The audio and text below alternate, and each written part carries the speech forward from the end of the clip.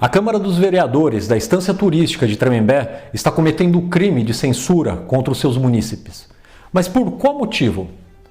Porque eles silenciam aqueles que diferem em pensamentos e lançam à luz questionamentos que fazem com que os demais munícipes saiam da letargia de ideias vãs, ideias que, na maior parte do tempo, funcionam como uma espessa cortina de fumaça. Eu sou o David Mendes e hoje vou relatar o que ocorreu comigo no dia 27 de abril deste ano de 2021.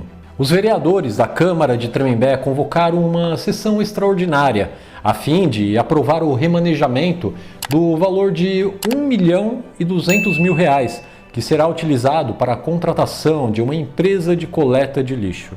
Com isso, Tremembé corta definitivamente os laços obscuros com aquela empresa que recebe silenciosamente lixo classe 1 de outras cidades.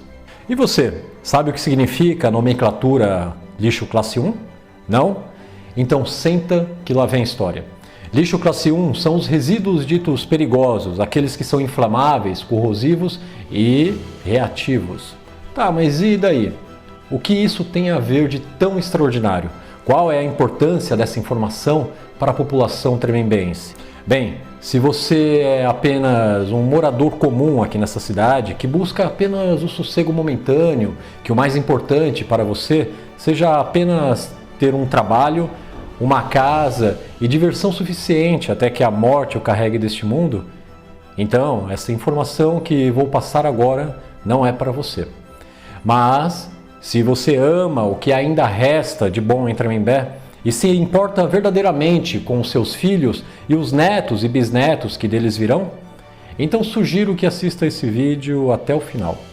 Você se lembra daquele trágico acidente que ocorreu com o Césio 137 na cidade de Goiânia?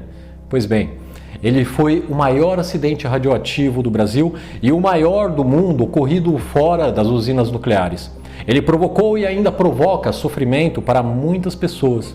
Foi o instinto curioso de dois coletores de lixo e a falta de informação os fatores que deram espaço ao ocorrido. Ao vasculharem as antigas instalações do Instituto Goiânio de Radioterapia, no centro de Goiânia, tais homens depararam-se com um aparelho de radioterapia abandonado e tiveram a infeliz ideia de remover a máquina com a ajuda de um carrinho de mão. Eles levaram o equipamento até a casa de um deles. O maior interesse dos coletores era o lucro que seria obtido com a venda das partes de metal e chumbo do aparelho para ferros velhos da cidade. Leigos no assunto, não tinham a menor noção do que era aquela máquina e o que havia realmente em seu interior. Após retirarem as peças do seu interesse, o que levou cerca de 5 dias, venderam o que restou para o proprietário de um ferro velho. Ao desmontar a máquina, o dono do estabelecimento expôs ao ambiente pouco mais de 19 gramas de cloreto de Césio 137, um pó branco parecido com sal de cozinha que no escuro brilha com uma coloração azul. Ele se encantou com aquele brilho azul emitido pela substância e resolveu exibir o achado aos seus familiares, amigos e parte da vizinhança. Todos acreditavam estar diante de algo sobrenatural e alguns até levaram amostras para casa. A exibição do pó fluorescente ocorreu durante 4 dias e a área de risco aumentou, pois parte do equipamento de radioterapia também foi para um outro ferro velho, espalhando ainda mais o material radioativo. Algumas horas após o contato com a substância, as vítimas começaram a aparecer com os primeiros sintomas de contaminação: vômitos, náuseas, diarreia e tonturas. Um grande número de pessoas procurou hospitais e farmácias reclamando dos mesmos sintomas. Como ninguém imaginava o que estava ocorrendo, tais enfermos foram medicados como portadores de uma doença contagiosa. Dias se passaram até que foi descoberta a possibilidade de se tratar de sintoma de uma síndrome aguda de radiação. Somente no dia 29 de setembro de 1987, após a esposa do dono do ferro velho ter levado parte da máquina de radioterapia até a sede da vigilância sanitária, é que foi possível identificar os sintomas como sendo de contaminação radioativa. Os médicos que receberam o equipamento solicitaram a presença de um físico nuclear para a avaliação do acidente. Foi então que o físico Walter Mendes de Goiânia constatou que havia índices de radiação numa das ruas da cidade, bem como nas suas imediações. Diante de tais evidências e o perigo que elas representavam, ele acionou imediatamente a Comissão Nacional Nuclear. O ocorrido foi informado ao chefe de departamento de instalações nucleares, José Júlio Rosenthal, que se dirigiu no mesmo dia para Goiânia.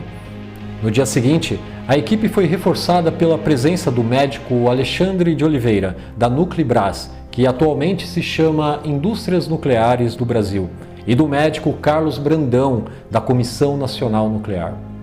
Nesse momento, a Secretaria de Saúde do Estado começou a realizar a triagem dos suspeitos de contaminação em estádios de futebol da capital. A primeira medida tomada foi separar todas as roupas das pessoas expostas ao material radioativo e lavá-las com água e sabão para a descontaminação externa. Após esse processo, as pessoas tomaram um quelante denominado azul da Prússia, que é uma substância capaz de eliminar os efeitos da radiação, fazendo com que as partículas de césio saiam do organismo pela urina e fezes. Porém, isso não foi suficiente para evitar que alguns pacientes viessem a óbito em pouco tempo. E, posteriormente, mais pessoas morreram vítimas da contaminação com material radioativo. Entre eles, funcionários que realizaram a limpeza do local. O trabalho de descontaminação dos locais atingidos não foi fácil. A retirada de todo o material contaminado com o césio 137 rendeu cerca de 6.000 toneladas de lixo, roupas, utensílios, materiais de construção e etc. Tal lixo radioativo encontra-se confinado em 1.200 caixas, 2.900 tambores e 14 contêineres, todos revestidos com concreto e aço em um depósito construído na cidade de Abadia, onde deve ficar por aproximadamente 600 anos. Mas afinal, o que isso tem a ver com Tremembé? Nada, tirando o fato de que aquela máquina de radioterapia encontrada pelos coletores era lixo classe 1. Na sessão extraordinária do dia 27, fiz um breve questionamento e em seguida recebi uma mensagem do Facebook dizendo que fui bloqueado e tive o meu comentário excluído. A pergunta que fiz foi a seguinte: será o fim da empresa que recebe lixo radioativo de outras cidades?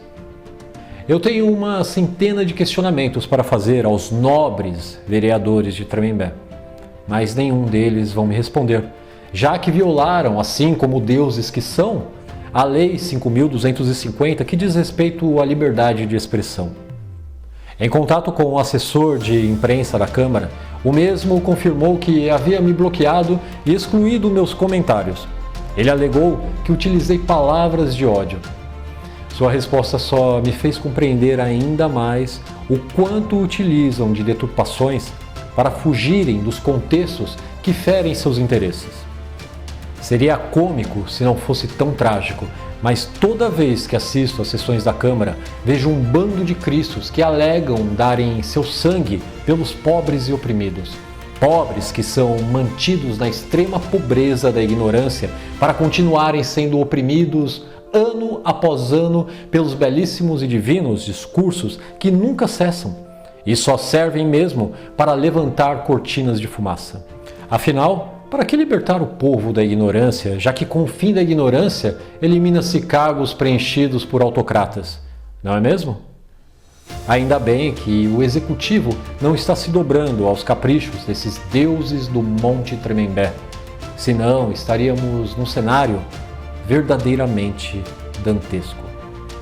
E o que tudo indica é que toda essa movimentação política que busca mais a derrubada de um prefeito do que o desenvolvimento de uma cidade só está acontecendo porque a dinastia de algumas famílias que se tornaram poderosas nas gestões passadas está sendo fortemente ameaçada a conhecer seu fim.